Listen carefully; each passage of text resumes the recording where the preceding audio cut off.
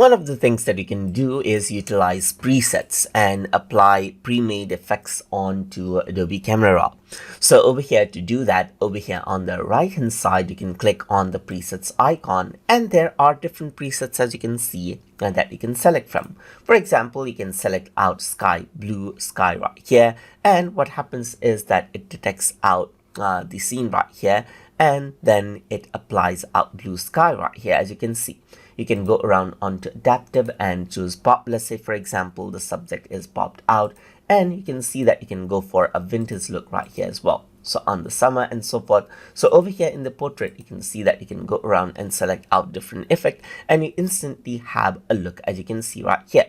You can also go around onto subject and select out different landscape options right here, just like this. And there's different presets like black and white right here, as you can see right here, that you can apply as well. Or there's color right here like natural, there's bright and so forth, that you can select out.